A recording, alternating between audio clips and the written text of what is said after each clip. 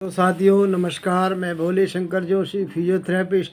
मैं आज आप एक और वीडियो शेयर कर रहा हूं। आप इसको पूरा देखें, अंत तक देखें, तभी आप इसकी जानकारी ले पाएंगे। साथियों, मेरा टॉपिक का नाम है मेरुरंजन आघात का शरीर क्रियाविधि के प्रभाव।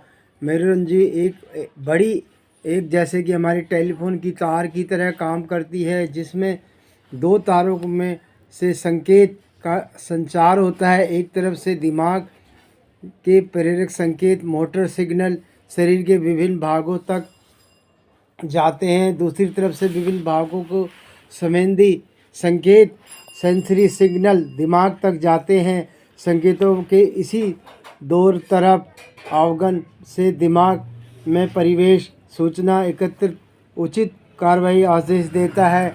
मेरुरंजी की चोट कारण दोनों में से कोई एक या अधिकांश मामलों में दोनों ही तारें कट जाती है, जिससे मस्तिष्क और शरीर के बीच के संकेतों का आवागमन होना बंद हो जाता है और इसके कारण ना तो मस्तिष्क को शरीर में हो ही रही घटनाओं का और उद्दीपनों की जानकारी मिलती है और ना ही मस्तिष्क के संकेत शरीर में और संवेदन विहीन सेंसलेस हो जाता है। ना तो हिलता जुलता है और ना ही उसमें दर्द स्पर्श का पता लगता है, ताप आदि की अनुभूति फीलिंग होती है।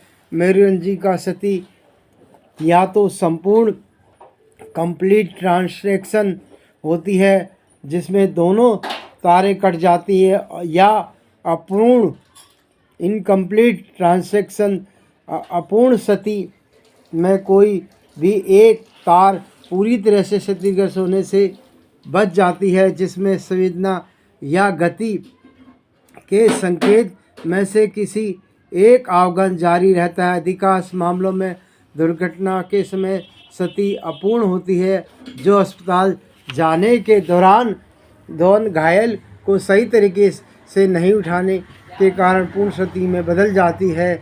गर्दन के पांच मेरुरंजन स्पाइनल कॉर्ड के क्षतिग्रस्त होने से दोनों हाथ और धड़ और दोनों पैर बेजान हो जाते हैं, जिसे क्वाड्रिप्लेजिया और टेट्राप्लेजिया कहा जाता है।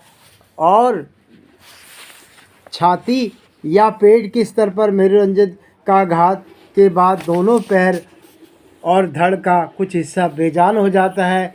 यह जिसे हम पैरालेज्मिया कहते हैं। दिमाग की कोशिकाओं की तरह ही मेरुरंजन की क्षतिग्रस्त कोशिकाओं का पूर्ण निर्माण नहीं होता है, अतः इस चोट में उपजी समस्याएं कमोबेश स्थायी होती है।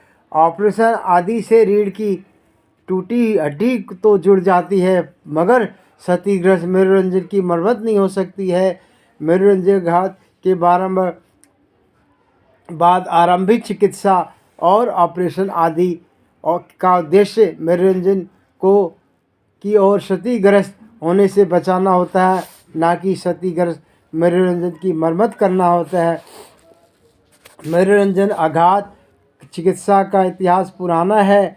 मिस्र के पिरामिड से मिले पैपाइरस की इस अवस्था को निम्नलिखित में कहा गया है। तो साथियों, ये मैंने आपको वीडियो शेयर करी और इसमें मैंने बताया मेरुरंजन आघात का शरीर में क्रियाविधि का प्रभाव होना।